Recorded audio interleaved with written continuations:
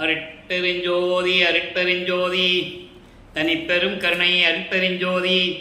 எல்லா உயிர்களும் இன்புற்று வாழ்க, வள்ளல் மலரடி வாழ்க வாழ்க, கொல்லா வருதம் கோல எல்லாம் ஓங்குக, நல்லோர் நினைத்த நலம் பெறுக, நன்று நினைத்த எல்லோரும் வாழ்க இசைந்து.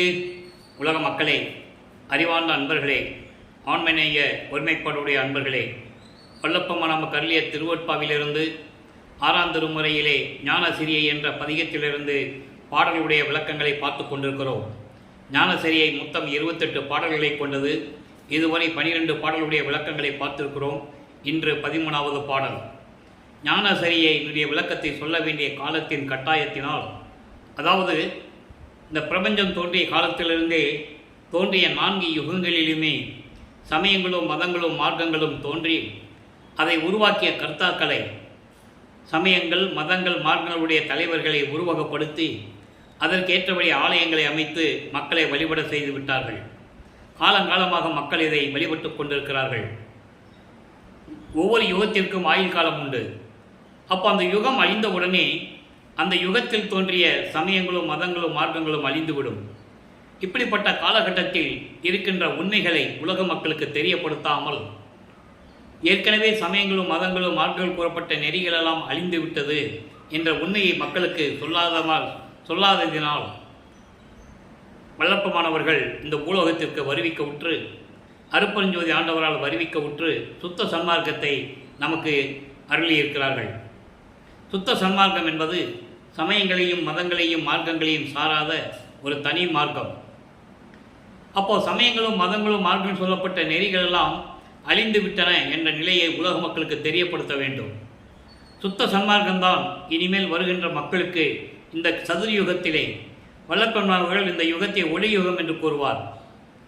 கலியுகம் முடிந்துவிட்டது, 1900 ஆண்டுகளிலே கலியுகம் முடிந்துவிட்டது என்பதை வல்லப்பெருமானவர்கள் தெளிவாக நமக்கு அருளியிருக்கிறார்கள்.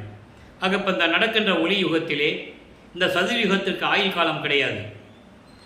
ஏனென்றால் இதுக்கு முன்னால் இருந்த கிரேத யுகத்திற்கு 17,28,000 வருடங்கள், திரேத யுகத்திற்கு 12,96,000 வருடங்கள், துவாபர யுகத்திற்கு 8,64,000 வருடங்கள், கலியுகத்திற்கு 5,000 வருடங்கள் என்று ஆயுள் காலம் கணக்கிட்டு சொல்லப்பட்டிருக்கிறது நமது வல்லப்பமானவர்களால். சதுர்யுகத்துக்கு ஆயுள் காலம் கிடையாது.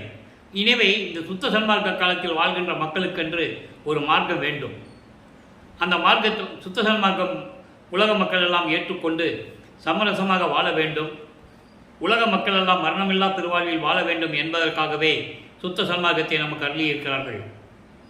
இந்த 16 நிலைகளிலே சரியை கிரியை யோகம் என்ற 12 நிலைகளும் சமயங்களையும் மதங்களையும் மார்க்கங்களையும் சார்ந்தது.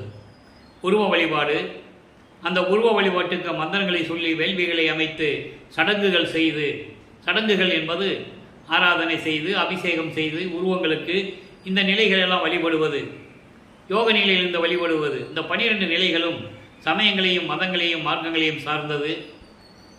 ஞானசரியை என்பது மரணமில்லா பெருவாழ்வை கொடுக்கக்கூடியது. ஞானசரியை, ஞான கிரியை, ஞானத்தில் யோகம், ஞானத்தில் ஞானம். ஞானத்தில் ஞானம் என்பதுதான் 16வது நிலை. அதுதான் கடவுள் நிலை அறிந்து அம்மையமாகக்கூடிய நிலை. ஆக 13வது நிலையிலிருந்து வல்லப்பமானவர்களை திரையோதச நிலை என்று கூறுவார். அகவலியிலே கூட நீங்கள் படித்திருக்கலாம். ஆக திரையோதச நிலை என்பது ஞானசரியை. இங்கிருந்தால் மரணமில்லா பெருவாழ்வு தொடங்குகிறது. வல்லப்பமானவர்கள் இந்த பூலோகத்திற்கு வருவிக்க உற்று 32 ஆண்டுகள் வரையிலும், சென்னையில் இருக்கின்ற காலகட்டத்தில் அந்த 32 ஆண்டுகள் வரையிலும் சமயங்களையும் மார்க்கங்களையும் மதங்களையும் அதில் கூறப்பட்ட நெறிகளையும் பின்பற்றி கொண்டு சைவ சமயத்தின் தலைவனாகிய சிவபெருமானை வழிபட்டு கொண்டு திருநீரை பூசிக்கொண்டு நமச்சிவாய சிவாய நம என்று இறைவனை வணங்கி கொண்டிருந்தார்கள் என்பது திருவொற்பாவிலிருந்தே நாம் கண்ட உண்மை. ஏன் அந்த நிலைகளில் அவர் இருந்தார் என்பதுதான் இறைவனுடைய திருவிளையாடல் என்பதை அருட்பெருஞ்சோதி ஆண்டவரின் திருவிளையாடல் என்ற பதிவுகளிலே நாம் ஏறத்தாழ 350 பதிவுகளை நாம் போட்டிருக்கிறோம். சுத்த சன்மார்க்கத்தை பெற்ற பிறகு இந்த பிரபஞ்சத்தின் உண்மையான இறைவன் யார் என்பதையும், அவர்தான் இயற்கை உண்மை விளக்க கடவுளாகிய அருட்பெருஞ்சோதி ஆண்டவர் என்பதையும் தெளிவாக நமக்கு அருளியிருக்கிறார்கள். அந்த வகையிலே தான் ஞானசரியை என்று பார்த்து கொண்டிருக்கிறோம். அதன் பிறகு சென்னையை விட்டு அவர் சுத்த சிவஞான வெளிக்கு சென்று அங்கே சுத்த சன்மார்க்கத்தை பெற்ற பிறகு கருங்குழியிலே 9 ஆண்டுகள் இருந்தது. அதன் பிறகு தர்மசாலையிலே இருந்தது. இப்போது வல்லப்பமானவர்கள் மேட்டுக்குப்பத்திலே உறைவிடமாக கொண்டிருக்கிற போது ஞானசரியை நமக்கு அருளி இருக்கிறார்கள். அதனுடைய விளக்கத்தை பார்த்து கொண்டிருக்கிறோம். இன்று 13வது பாடலை நல்ல கவனிங்க. உண்மை உரைக்கின்றேன் இங்கு வந்து அடைமீன் உலகீர், உரை இதனில் சந்தேகத்து உளறி வழியாதீர், என்மையினான் என நினையீர், எல்லாம் செய்வல்லான் என்னுள் அமர்ந்து இசைக்கின்றான், இது கேண்பின் நீவீர், தன்மையோடு சுத்த சிவ சன்மார்க்க நெறியில் சார்ந்து விரைந்து ஏறுமீனோ, சத்திய வாழ்வழிக்க கண்மை தரும் ஒரு பெருசீர் கடவுள் என புகழும் கருணை நிதி வருகின்ற தருணம் இதுதானே. ஞானசேனுடைய சாராம்சம், மைய கருத்து என்னவென்றால், சுத்த சன்மார்க்கத்தில் சேர்ந்த பிறகு இறைவனுடைய நிலை என்ன, இறைவன் எப்படிப்பட்டவர், அவர் சமயங்களிலும் மதங்களிலும் மார்க்கங்களிலும் வல்லற்பமானவர்கள் இருக்கும்போது அவருடைய நிலை என்ன, அதையெல்லாம் தவிர்த்து இறைவன் எப்படி தன்னை ஆட்கொண்டார் என்பதையும், இறைவன் இந்த பூலோகத்திற்கு வருகின்ற காலம் வந்துவிட்டது என்ற நிலையையும், அப்போ உலக மக்கள் எல்லாம் சுத்த சன்மார்க்கத்தில் இருக்க வேண்டும் என்ற உண்மையையும் இந்த பாடலிலே நமக்கு அருளி இருக்கிறார்கள். அதை தான் பார்க்க போகிறோம். உண்மை உரைக்கின்றேன் இங்கு வந்து அடைமை உலகில். உலக மக்களே, நான் உண்மையை கூறுகிறேன். நான் சொல்லுவதெல்லாம் உண்மை. இப்பொழுது நீங்கள்லாம் சுத்த சன்மார்க்கத்தில் வந்து சேர்ந்து கொள்ளுங்கள். இதுவரை நீங்கள் அறியாமையில் இருந்து கொண்டிருந்தீர்கள். சமயங்களையும் மதங்களையும் மார்க்கங்களையும் பின்பற்றி கொண்டு அதில் கூறப்பட்ட நெறிமுறைகளை எல்லாம் பின்பற்றி கொண்டு நீங்கள் வாழ்க்கையில் துன்பப்பட்டீர்கள், துயரப்பட்டீர்கள். இப்போ நீங்கள் எல்லாமே சேர்ந்து சுத்த சன்மார்க்கத்தில் வந்து சேர்ந்து கொள்ளுங்கள். நான் சொல்லுவதெல்லாம் நீங்கள் சந்தேகித்து உளறிக்கொண்டு திரிய வேண்டாம். அதாவது வீணாக பொழுதை போக்கிக் கொண்டிருக்கிறீர்கள். எனவே நான் சொல்லுவதிலே சந்தேகப்பட வேண்டாம். உண்மையை தான் கூறுகின்றேன். என்மையினான் என நினையீர். இவனுக்கு ஒன்றுமே தெரியாது, இவனுக்கு ஒன்றுமே தெரியாது, உலக வாழ்க்கையை பற்றி தெரியாது என்றெல்லாம் நீங்கள் நினைக்க வேண்டாம். என்னை சாதாரணமாக நினைக்க வேண்டாம். எல்லாம் செய்வல்லான் என்னுள் அமர்ந்து இசைக்கின்றான். எல்லாம் செய்யக்கூடிய, எல்லா அருளையும் வல்லமைகளையும் பெற்றிருக்கக்கூடிய இறைவன் என் உள்ளத்தில் அமர்ந்து கொண்டு சொல்லுகின்றான். நான் சொல்லுவதை கேளுங்கள். உலக மக்களே, நீங்கள் நான் சொல்லுவதை கேளுங்கள். இது கேண்மீன் நீ வீர். என்னை நீங்கள் சிறியவன் என்று நினைக்க வேண்டாம்.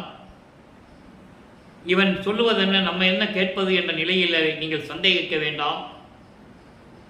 எனவே நான் சொல்லுவதை கொஞ்சம் கவனமாக கேளுங்கள். உலக மக்களே, தன்மையோடு சுத்த சிவ சன்மார்க்க நெறியில் சார்ந்து விரைந்து ஏறுமினோ, உறுதியோடு தன்னம்பிக்கையோடு நான் சொல்லுவதை ஏற்றுக்கொண்டு நீங்கள் சுத்த சன்மார்க்க சிவநெறியிலே சேர்ந்து உடனே சுத்த சன்மார்க்கத்திற்கு வந்துவிடுங்கள். அதை பின்பற்றுங்கள். மேல்நிலையை அடையுங்கள்.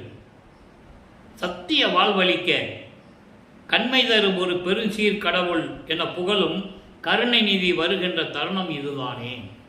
அதாவது தயவும் கருணையும் கொண்ட அருட்பெருஞ்சோதி ஆண்டவர், இயற்கை உண்மை விளக்க கடவுள் என்று சொல்லப்படுகின்ற கருணை நிதியுடைய இறைவன் அருட்பெருஞ்சோதி ஆண்டவர் வருகின்ற தருணம் வந்துவிட்டது. உலக மக்களே, நீங்கள் விரைந்து வாருங்கள். சுத்த சன்மார்க்கத்தில் சேர்ந்து கொள்ளுங்கள். இதை நான் சொல்லவில்லை, என்னுள் என் உள்ளத்தில் இறைவன் இருந்து கொண்டு சொல்லுகிறான். அதை நான் சொல்லுகிறேன். நான் என்ன சொல்வது, நீங்கள் என்ன கேட்பது என்ற நிலையில் நீங்கள் இருக்க வேண்டாம். என்னை சாதாரணமாக நினைக்காதீர்கள். இறைவன் வருகின்ற நேரம் வந்துவிட்டது. சுத்த சன்மார்க்க நெறியில் சேர்ந்து கொண்டு விரைவில் நீங்கள் வாருங்கள். மேல்நிலையை அடையுங்கள். சுத்த சன்மார்க்கத்தை பின்பற்றுங்கள். உங்களுக்கெல்லாம் சத்திய வாழ்வழிக்க மரணமில்லா பெருவாழ்வை கொடுப்பதற்கு இறைவன் வந்து கொண்டிருக்கிறான். வருகின்ற நேரம் வந்துவிட்டது. உலக மக்களே, நீங்கள்லாம் உடனே வந்து சுத்த சன்மார்க்கத்தில் இணைந்து கொள்ளுங்கள் என்று உலக மக்களை அழைக்கிறார் நமது இறைவன் அருட்பெருஞ்சோதி ஆண்டவராகிய வல்லற்பமானவர்கள். இதற்கான விளக்கத்தை இன்னொரு பாடலிலே சொல்லுவதற்கு எனக்கு கடமை இருக்கிறது. அதையும் கவனிங்கள். ஏனென்றால் ஞானசரியை என்பது சில பாடல்களின் உண்மைகளை ஒவ்வொரு வரியிலும் அங்கே கூறியிருப்பார். அதன் விளக்கத்தை விரிவாக பார்க்க வேண்டும். விளக்கத்தை உலக மக்களுக்கு விரிவாக சொல்ல வேண்டும்.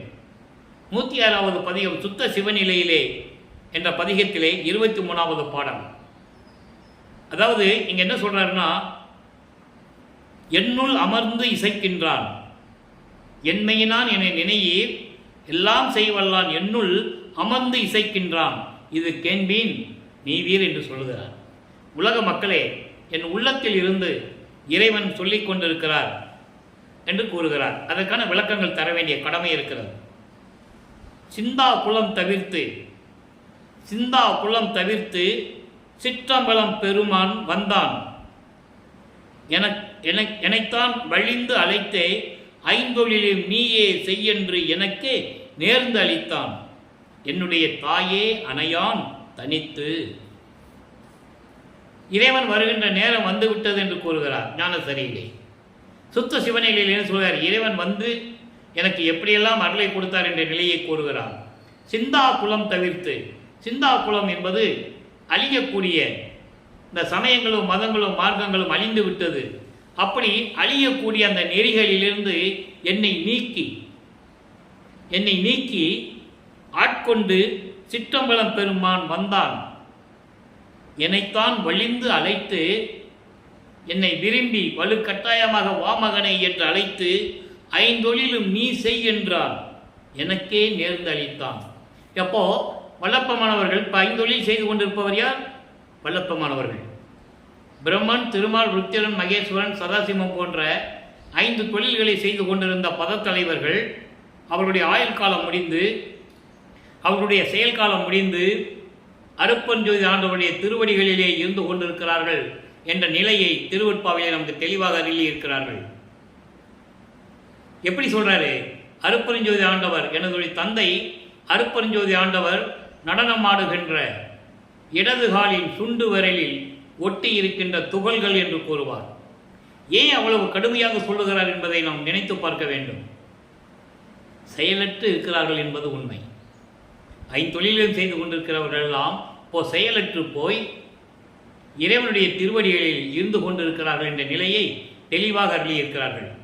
அந்த 5 தொழில்களையும் நீ செய் மகனே என்று எனக்கு நேர்ந்தளித்தான், எனக்கு விரும்பி என்னை ஆட்கொண்டு அருளி மகனே 5 தொழில் செய் என்று கூறினான். இதை ஒரு பாடலிலே கூறுவார். ஆக்கல் அழித்தல் முதலாம் ஓர் தொழில் 5ஐயும் தேக்கி அமுது நீ செய் என்றான், தூக்கி எடுத்தான் அணைத்தான் சிற்றம்பலத்தன் என்போ.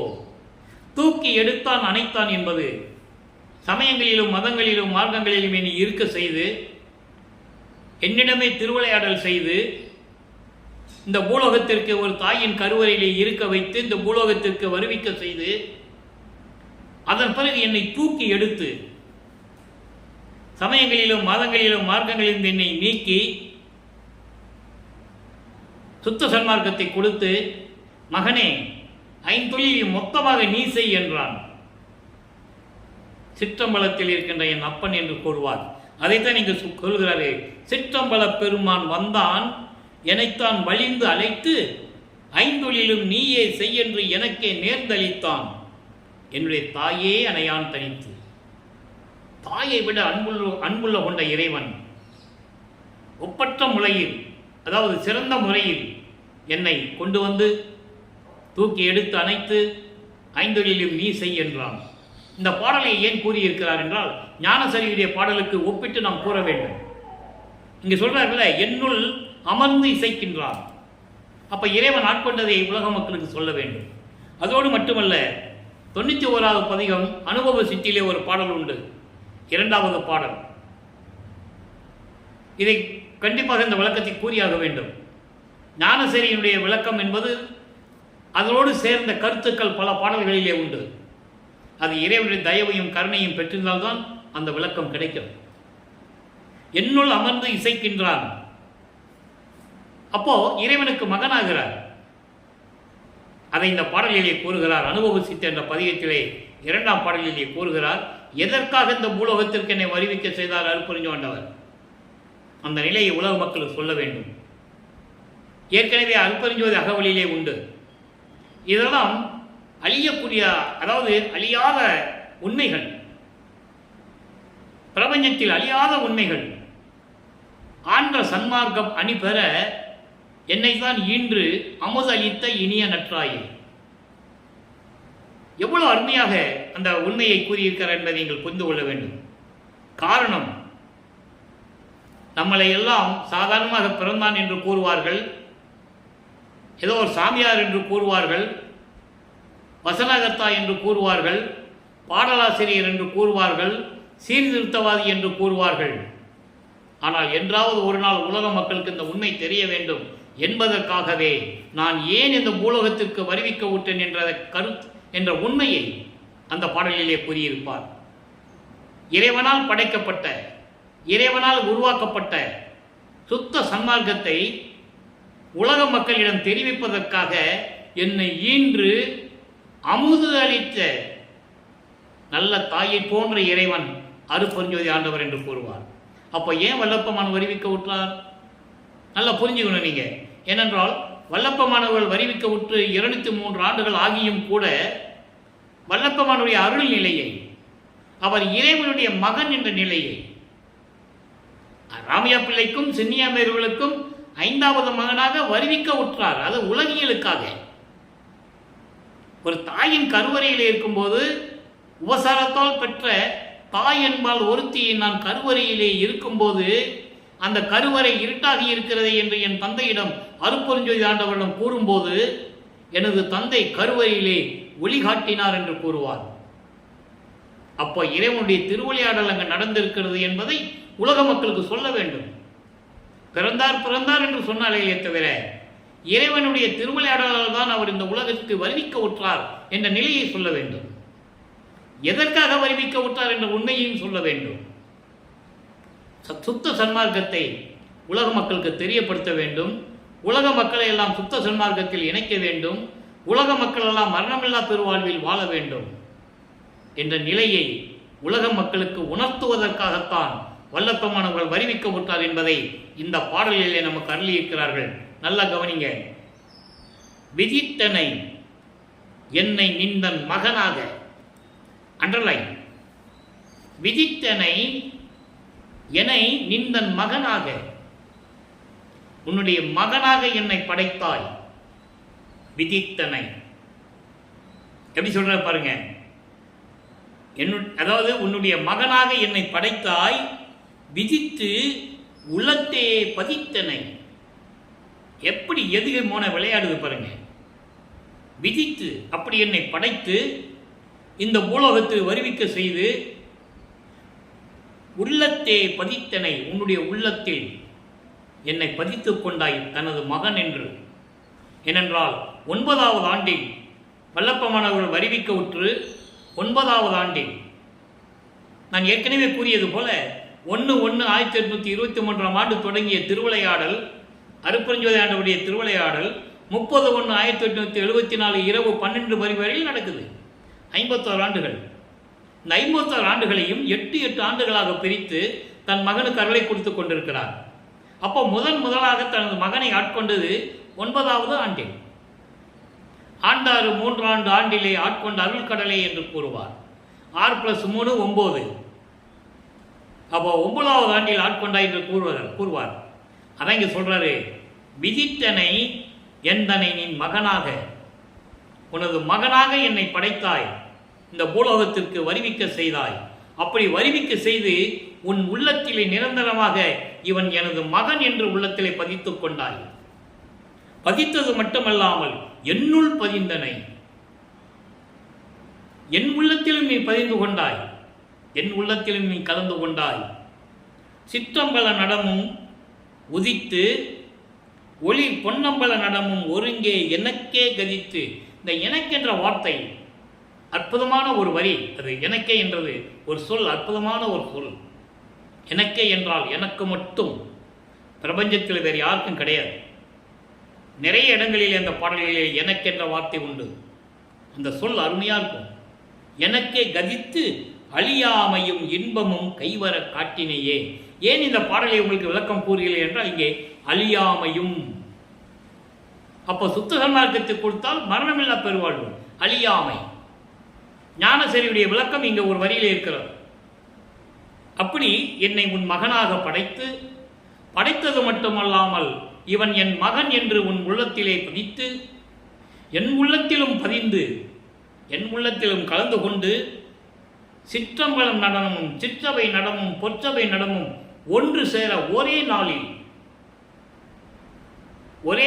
ஒரே தடவை ஒருங்கே ஒன்று சேர்த்து எனக்கே கதித்து எனக்கு காட்டி அருளி மரணமில்லா பெருவாளையும் பேரின்பத்தையும் ஒரு சேர நேரத்தில் ஒன்று சேர்ந்து கைவர காட்டினையே, எனக்கு கைக்கு எற்ற அளவுக்கு எனக்கு கொடுத்தையே. எவ்வளோ அற்புதமாக சொல்கிறாருன்னு நீங்கள் கவனிக்கணும்.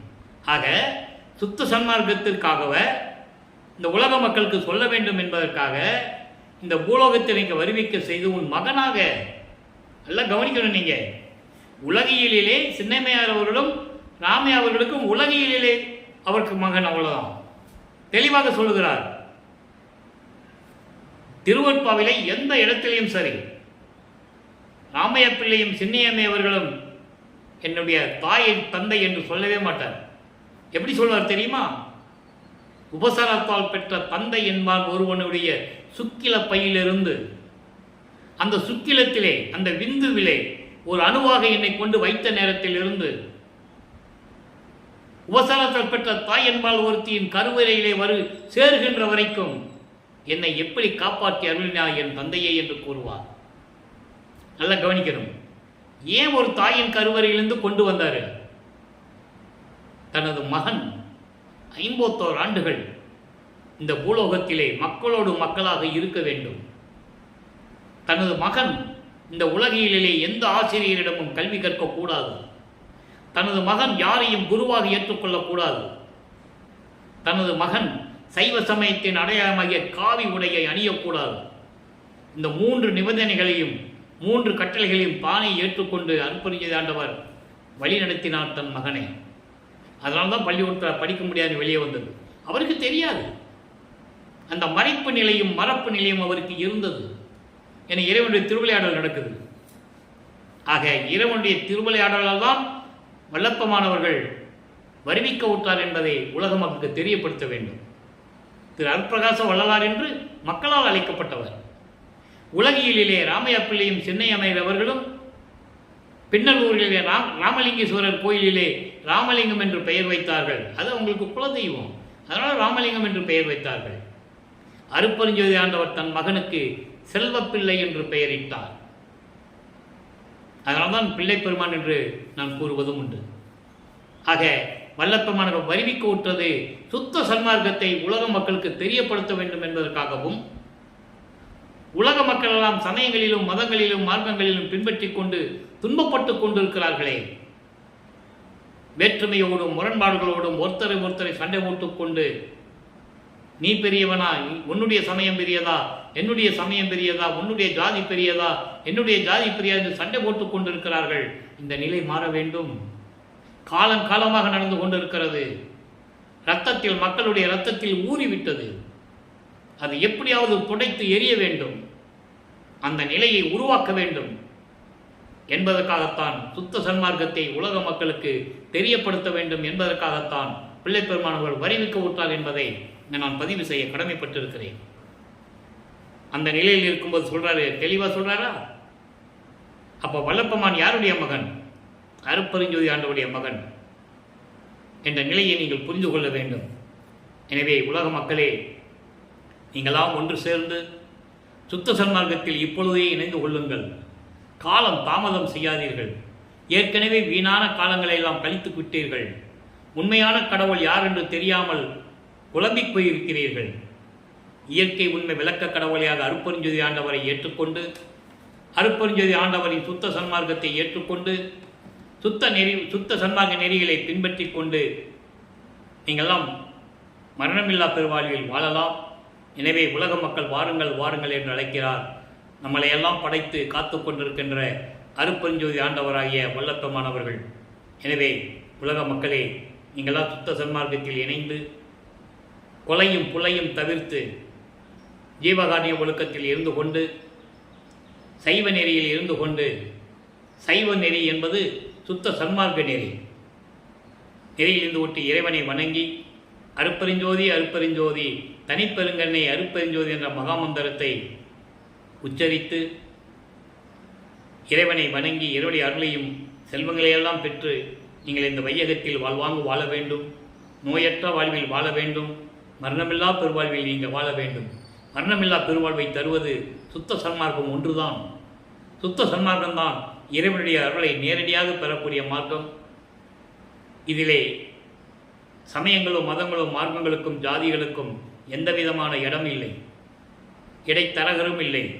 நீங்கள் நேரடியாக இறைவனை வணங்கலாம்.